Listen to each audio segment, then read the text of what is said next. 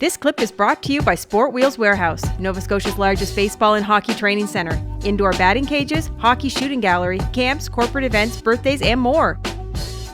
Do you want to answer some Twitter questions right now? We're 35 minutes into this. Yeah, we'll go to the first one. This guy's a big fan of ours, has been for a while, Joey Halifax. Well, at Joey Max 902. What up, Joey? He says, how are you guys handling this new reality we find ourselves in? I think we kind of touched on it a little bit, but how are you handling it? I guess not what are you doing, but what is your routine of a day to make yourself get to the end of the day and get one day closer to the end of isolation? You know what I mean? I honestly think the one thing that I'm doing to help me get through this, not odd, but it just is I'm looking back at all of our old content. Yeah. I'll go back and look what because when you're in the middle of growing a company, you don't look back, you look ahead. Exactly. But right now there's really nothing to look ahead to. So what I'm doing is, I'm going back and looking at that mic'd up video with Welshie with when we went up to Moncton and mic'd up Luke Henman and just all the content we did, because you don't really, like I said, when you're starting a company, you don't rest on your laurels. You don't look at what you've done. You just keep pushing. But like I said, nothing to really push towards. So I've been looking at a lot of our old content, kind of analyzing it, saying, okay, how can we be a bit better here?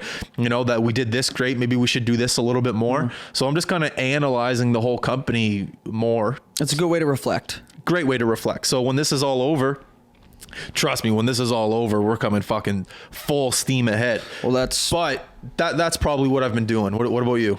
I think, it's a little bit different for me. I live way out in the country. Like, for you to go outside, you're less than 5 feet away from people regardless, on your deck. But I live out in the country.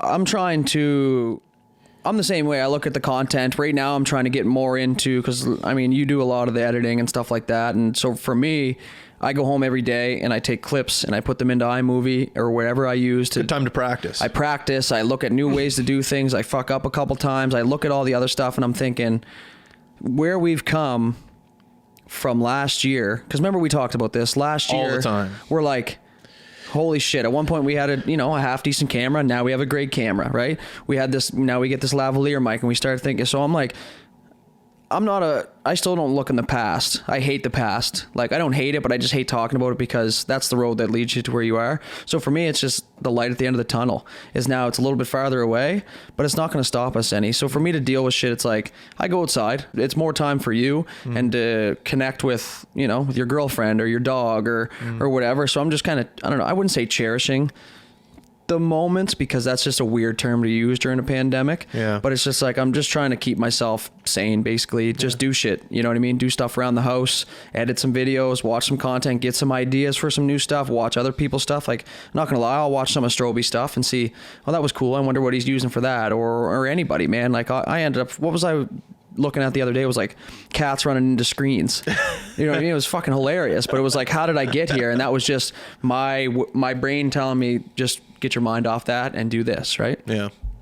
I wouldn't say I'm doing anything different other than just not hanging out with you as much, which is probably better for me anyways. But terrible influence. We'll go to the next question. Mike Morant, big time friend of the show.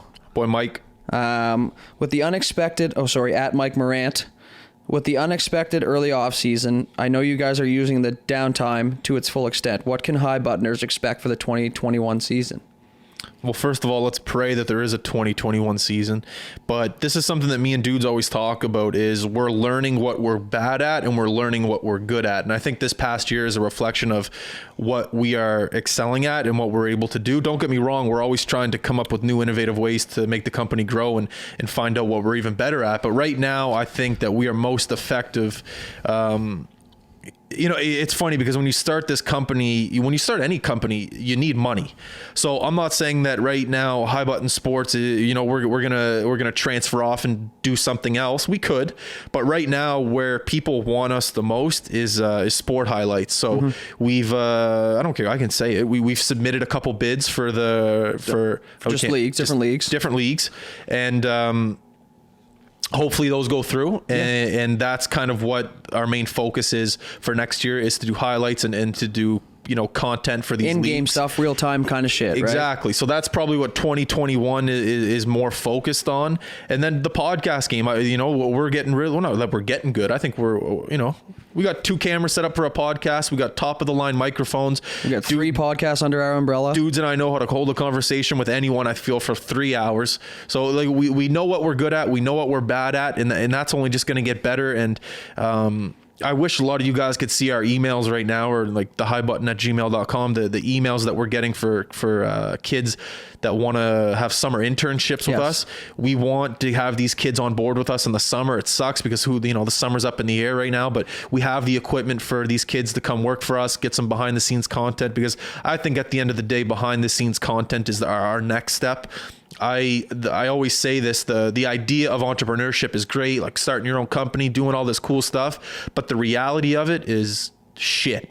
It's a lot of struggle. It's a lot of adversity that you have to battle through. It's a lot of things that getting turned down. You get no's more than you get a yes. And the reality of it is not pretty, but I think if you can capture some of that stuff on camera, I think that a lot of people would be intrigued in that.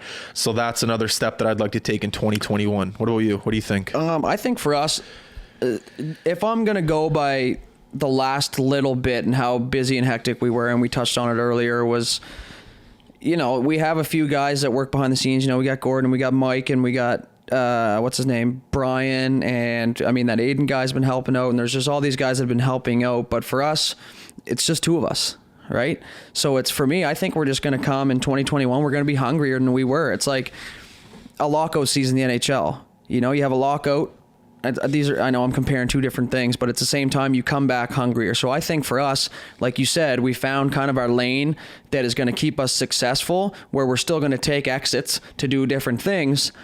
But I think we're going to come back in 2021 just with not a vengeance, because that's almost like a negative way of doing it. But I think we're going to come banging, man. Like, I think people are starting to realize,